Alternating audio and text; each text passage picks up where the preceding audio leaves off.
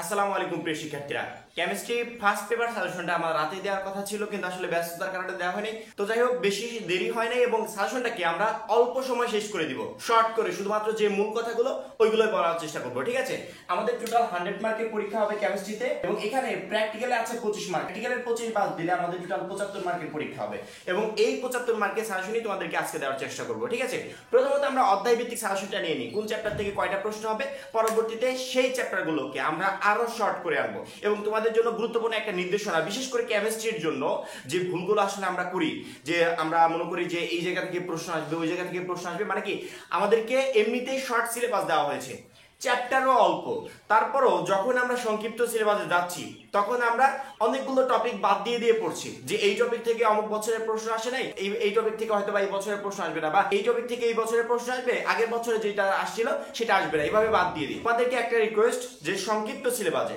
একটা অধ্যায়ের যেই যেই টপিকগুলো দেওয়া হয়েছে বা একটা অধ্যায়ের যাবতীয় যা কিছু দেওয়া হয়েছে প্রত্যেকটাই তুমি পড়বে, একটাও তুমি বাদ দিবে না, প্রত্যেকটাই পড়বে। তোমার ওইখান থেকে সিকিউ না আসলে এমসিকিউ আসবে, এমসিকিউ না আসলে সিকিউ আসবে, এই জন্য একটা বাদ দিবে না। যে অধ্যায়টাকে ধরবে ওই অধ্যায়ের পুরোপুরি পড়বে এবং যেই অধ্যায়টা তুমি সৃজনশীলের জন্য বাদ দিতে যাচ্ছ ওটা টোটালি বাদ দিয়ে দাও, ওটা পড়ার দরকার নেই। কিন্তু যেই অধ্যায়টা সৃজনশীলের জন্য পড়বে ওই অধ্যায়ের সবকিছু totally A to Z complete করবে। অধ্যায়ভিত্তিক সাজেশনের প্রথমে আমাদের 2 নম্বর অধ্যায় গুণগত রসায়ন, এই অধ্যায় থেকে প্রশ্ন হবে,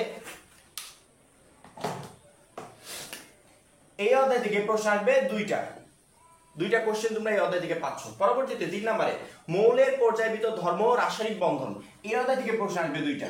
4 নম্বরে রাসায়নিক পরিবর্তন, এখান থেকে প্রশ্ন পাবে 2টা। 5 নম্বরে কর্মমুখী রসায়ন, সাধারণত এখান থেকে প্রশ্ন আসে একটা, তাহলে কয়টা হলো, 2টা 4টা 6টা 7টা প্রশ্ন হলো, কিন্তু আমাদের পরীক্ষা আসবে কয়টা, 8টা প্রশ্ন। আরেকটা প্রশ্ন 3 নম্বর অধ্যায় থেকে পড়ার সম্ভাবনা আছে, তাহলে কয়টা হলো, 3 নাম্বার অধ্যায় থেকে 3টা প্রশ্ন আসার সম্ভাবনা বেশি। এই টোটাল 8টা প্রশ্ন তোমাদের পরীক্ষায় আসবে।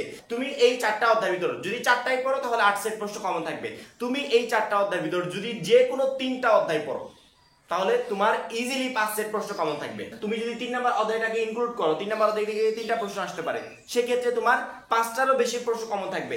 আমার সাজেশন থাকলো যে অধ্যায় থেকে 3টা প্রশ্ন আসার সম্ভাবনা আছে মাস্ট বি ওই অধ্যায়টাকে কেউ বাদ দিবে না, ওই অধ্যায়ে খুঁটিনাটি সবকিছু পড়বে। যেহেতু এখান থেকে সিকিউ প্রশ্ন আসার সম্ভাবনা 3টা, এমসিকিউ প্রশ্নও অনেক বেশি হবে এখান থেকে। তুমি যদি এখানে 2 3 4 পড়ো, সেক্ষেত্রে তোমার এখানে প্রশ্ন কমন থাকছে কয় সেট জানো, 7 সেট প্রশ্ন কমন থাকবে।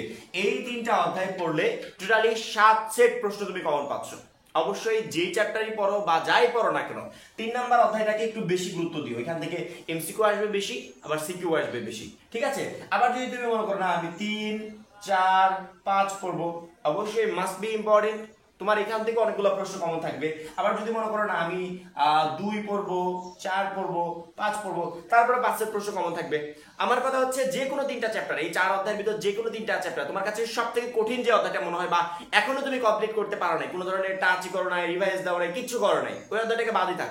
যে অধ্যায়গুলো পূর্ববর্তী সময়ে পড়ে আসছো, কমপ্লিট আছে, ওই অধ্যায়গুলোর উপরে বেশি ফোকাস করো, তাহলে ওই অধ্যায়ের খুঁটিনাটি সবকিছু তোমার কমপ্লিট হয়ে যাবে। ঠিক আছে, এবং ওই কথাটা আমি বারবার করে বলছি যে সাপোজ ধরো তুমি কর্মমুখী রসায়ন পড়ছো, কর্মমুখী রসায়নের আমাদের শর্ট সিলেবাসে বা সংক্ষিপ্ত সিলেবাসে যেই টপিকগুলো আছে একটাও বাদ দেবে না, প্রত্যেকটা পড়বে। আমরা মনে করি সাধারণত যে এই টপিকটা গুরুত্বপূর্ণ, এটা কম গুরুত্বপূর্ণ, এটা থেকে আগের বছর প্রশ্ন আসছিল এই বছর আসবে না হয়তো, বা এই ধরনের চিন্তা ভাবনা আমরা কেউ করবো না। কর্মমুখী রসায়ন যখন আমি পড়বই তখন কর্মমুখী রসায়নের এ টু জেড যেই টপিকগুলো আছে প্রত্যেকটাই পড়ার চেষ্টা করবো। এমসিকিউ আসবে না, সিকিউ আসবে, সিকিউ আসবে না, এমসিকিউ আসবে। প্রত্যেকটা অধ্যায় থেকে 5টা 6টা করে এমসিকিউ আসবে, অনেক অধ্যায় থেকে 7টা আসতে পারে। যদি এই অধ্যায় থেকে 7টা এমসিকিউ দিয়ে দেয় তাহলে অন্যান্য অধ্যায় যেগুলো ছোট অধ্যায় সেখান থেকে 3টা 4টা করে আসলো।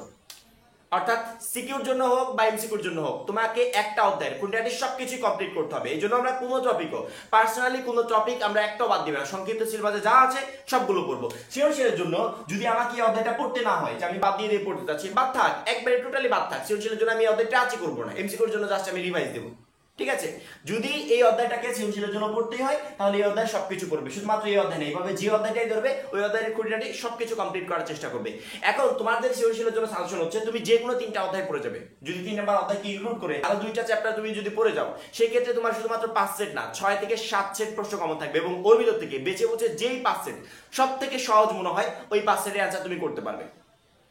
ঠিক আছে, এই হচ্ছে আমাদের টোটাল সৃজনশীলের সাজেশন। এবার আসি এমসিকিউতে। এমসিকিউর জন্য জাস্ট 3টা স্টেপ ফলো করবে, তোমার 100% এমসিকিউ কেমিস্ট্রিতে কমন থাকবে। প্রথমত হচ্ছে 1 নাম্বার বুক, 2 number board question, top 10 college. প্রথমত প্রত্যেকটা শিক্ষার্থী আমাদের যে মেইন বইটা আছে, মূল বইটা আছে, যেখান থেকে আমরা এতদিন প্রিপারেশন নিয়ে আসছি, যে বইটাকে আমাদের কলেজ কর্তৃপক্ষ পড়িয়েছে, সেই বইটাকে আগে একটু কমপ্লিট করার চেষ্টা করবে। ইম্পর্টেন্ট লাইনগুলো আন্ডারলাইন করে বারবার করে রিভাইজ দিবে। পরবর্তী যখনই টোটাল মূল বইটা তোমার হাতের আয়ত্তে চলে আসছে, যখনই তুমি 15 বার 20 বার রিভাইজ দিবে আন্ডারলাইন করে, তোমার বইটা এমনিতেই তোমার আয়ত্তে চলে আসবে। তোমাকে কোনো কিছু মুখস্থ করতে হবে না, অটোমেটিক্যালি তোমার মাথায় সব চলে আসবে। যখনই মূল বইটা টোটালি তোমার হাতের আয়ত্তে চলে আসছে, তখন তোমার কাজ হবে, এখন তুমি বোর্ড কোশ্চেনে দাও। বোর্ড কোশ্চেনের যে বিগত কয়েকটা বছরের এমসিকিউ গুলো আছে ওগুলো সলভ করো। বোর্ড কোশ্চেনের সিকিউ গুলাও কিন্তু ইম্পর্টেন্ট, সিকিউ গুলো সলভ করবে। এবং লাস্ট, যদি সময় পাও, তোমার কাছে যদি পর্যাপ্ত পরিমাণে সময় থাকে, তাহলে আমার মনে সময় থাকবে, যে সময় এখনো আছে এই সময় টোটালি কমপ্লিট করা সম্ভব। সেহেতু তোমরা মূল বইটা কমপ্লিট করার পর যখনই বোর্ড কোশ্চেনের এমসিকিউ গুলো কমপ্লিট করবে, তারপরে তোমাদের কাজ হবে টপ 10, তারপরে তোমাদের কাজ হবে টপ 10 কলেজের যে এমসিকিউ গুলো আছে, শুধুমাত্র টপ 10 কলেজের এমসিকিউ ওইগুলো সলভ করবে। এমসিকিউ একটাও তোমার মিস হবে না, এর ভিতরে টোটাল এমসিকিউ গুলো পেয়ে যাবে। মূল বই আন্ডারলাইন করবে, 15 বার 20 বার রিভাইজ দিয়ে পুরো বইটা আয়ত্তে নিয়ে আসবে। পরবর্তীতে বোর্ড কোশ্চেনের যে এমসিকিউ গুলো আছে বিগত কয়েকটা বছর, ওইগুলো সলভ করবে। 3 নম্বরে তোমার কাজ হবে টপ 10 কলেজের যে এমসিকিউ গুলো থাকে ওইগুলো সলভ করা। এর ভিতরে এমসিকিউ চলে আসবে, এর বাইরে হবে না। এবং যতটুকু সময় আমাদের হাতে আছে এই সময়ের ভিতর এগুলো ভালোভাবে কমপ্লিট করা সম্ভব। আরেকটা কথা, সেটা হচ্ছে আমাদের মাথার ভিতর এই চিন্তা ভাবনাটা চলে আসে যে 2টা পত্র মিলে যেহেতু গ্রেডিং সিস্টেমটা করা হবে, সেক্ষেত্রে আমার পার্সোনালি একটা পত্র নিয়ে অত প্রেশার কিসের, আমি ফার্স্ট পেপারটা যদি কোনো রকম খারাপ করেও ফেলি, সেকেন্ড পেপারে সেটা পুষিয়ে নিতে পারবো না। এই ভুলটা, এই বোকামিটা একদমই করো না। ফার্স্ট পেপারের প্রশ্ন সহজ হতে পারে, সেকেন্ড পেপারের প্রশ্ন কঠিন হয়ে যেতে পারে। যেই সাবজেক্টে তুমি পুষিয়ে নেওয়ার কথা বলছো, সেখানে তোমার প্রশ্ন কঠিন চলে আসতে পারে, তখন তুমি কি করবে? যেই পার্টটাকে পাবে সেই পার্টে প্রথমে ভালো করার চেষ্টা করবে। তোমার চিন্তা ভাবনা এমন থাকবে যে ফার্স্ট পেপারে আমি অনেক নাম্বার তুলবো, যাতে সেকেন্ড পেপারের প্রশ্ন খারাপ হয়ে যদি আমার কিছু নাম্বার কমও আসে, 2টা পত্র মিলে যেন ভালো একটা রেজাল্ট চলে আসে। এই চিন্তা ভাবনা নিয়ে তারপর পরীক্ষার হলে যাবে। যেভাবে গাইডলাইনটা দিলাম সেভাবে পড়ার চেষ্টা করবে, ইনশাআল্লাহ 100% প্রশ্ন তোমার পরীক্ষায় কমন থাকবে। এখন এই পর্যন্তই। পরবর্তী সাজেশনের জন্য চ্যানেলটা সাবস্ক্রাইব করে পাশে বেল আইকনটাতে ক্লিক করে রাখবে। সবাই ভালো থাকবে, সুস্থ থাকবে, খোদা হাফেজ।